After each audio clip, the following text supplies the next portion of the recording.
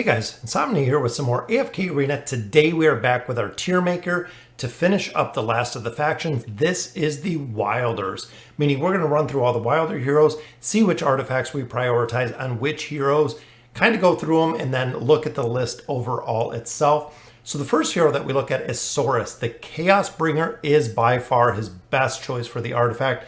It gives him haste, which is good because it lets him stack his abilities quicker. In addition, it also gives him life leech, very, very powerful. Second one is the Blade, which will raise his attack rating over time. Third one we look at is Carnage. Carnage to him is kind of unique. If you're running him in the campaign, it can be utilized a little bit faster than being the third tier artifact. On boss fights, it doesn't seem to really make any difference because Cirrus heals himself and he heals his team. Plus, if you have support, majority of the time he does not drop to that 50% mark, triggering the effect of Carnage. And then the last one is the Eye, again giving him crit and haste, very, very powerful. Second hero we look at, which most people do not use, is Cirrus. Cirrus is going in with the Chalice. Remember, he is a warrior, but he is a tank. His signature item will allow him to get a ton of extra hit points, which makes him very, very tanky. Second artifact is the Call. Energy regeneration on him is important because of his ultimate ability. Ultimate ability will push heroes to the back row and keep them back row. If you're running him with Kren, very, very powerful combination to lock heroes down, which is the opposite of what Iran does, pulling them to the enemy side or to the allied side. He keeps them on the enemy side.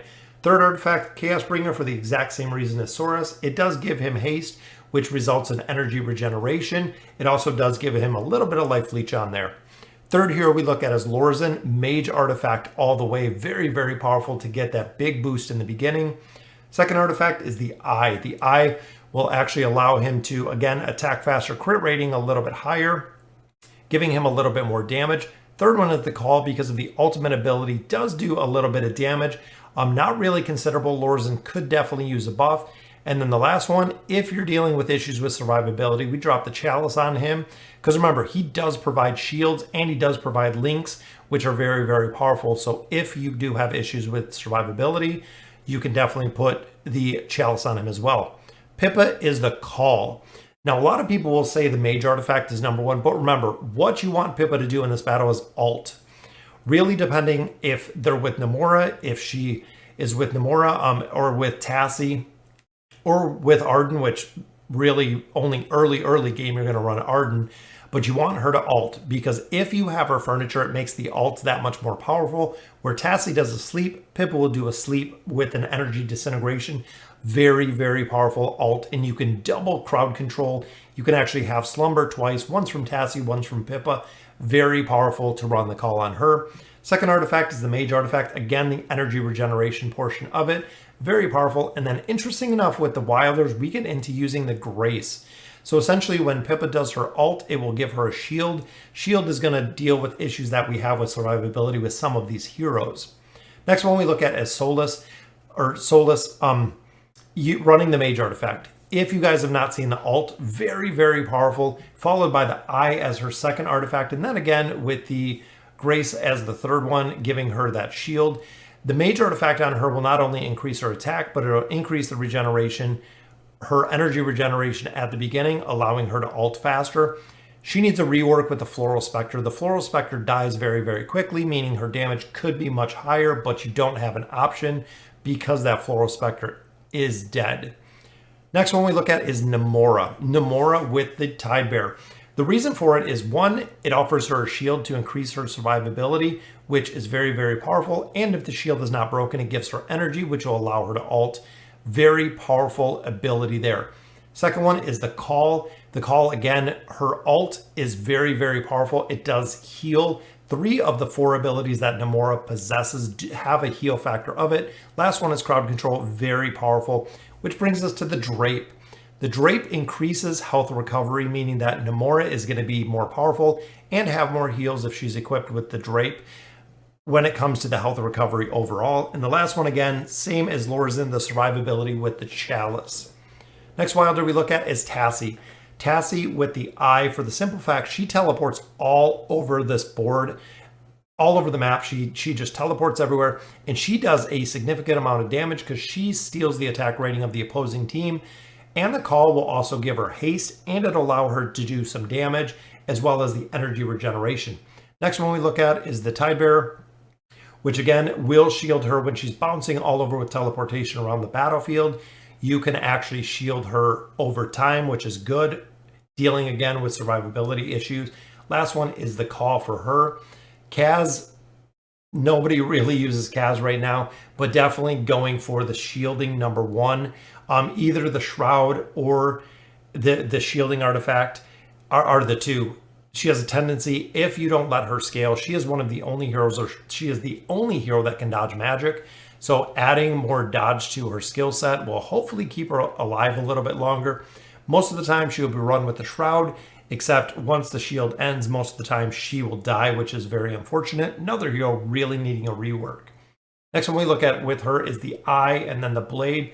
Again, the haste and the crit, and then of course the attack rating that we bring with the Blade.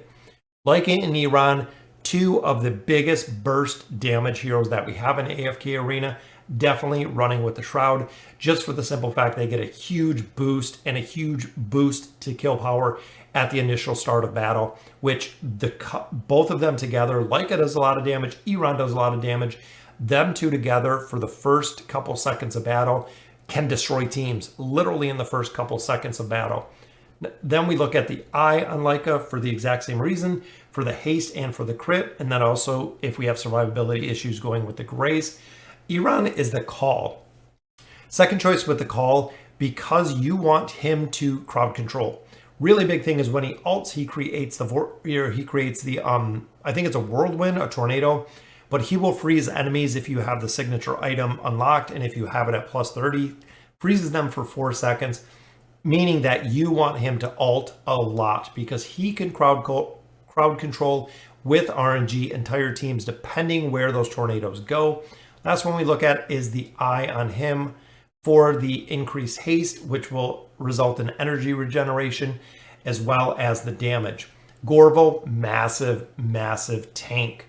Tanking artifact, the waistband, definitely prioritized for him, number one. Number two is interesting because running the Grace, remember, he has shields.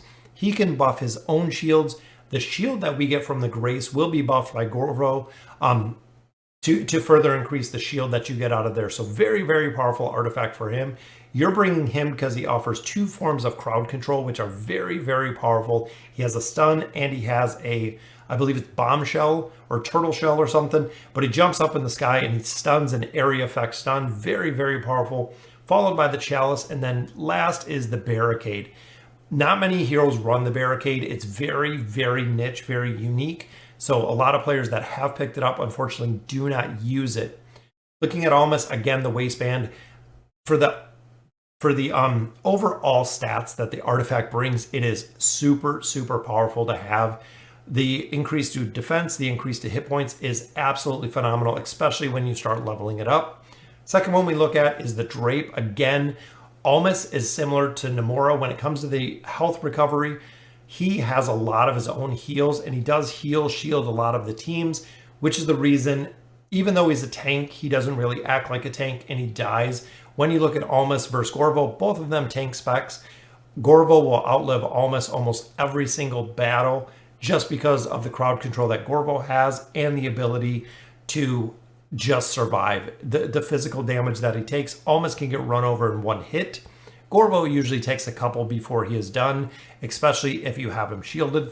Final artifact that we look at on Gorvo is the Chalice. Again, giving him a heal over time from the beginning will allow him to scale, get those shields up, also provides him a good defense boost. So guys, that will do it for the Wilder team, for the tier maker. Getting through all of these artifact lists, very cool to see. Pippa, I definitely run with the call, absolutely advise it. Cirrus, since he is an absolute monster for boss killers. For bosses, prioritize the Blade. The Blade, because boss fights go for a full minute 30, that is why it is so important to build Cirrus. Getting his plus 30 signature item up is a big priority because it'll allow you to heal your entire team. So let me know in the comments what you guys think. This is the Wilder team and the artifact priority. And as always, thank you guys for watching.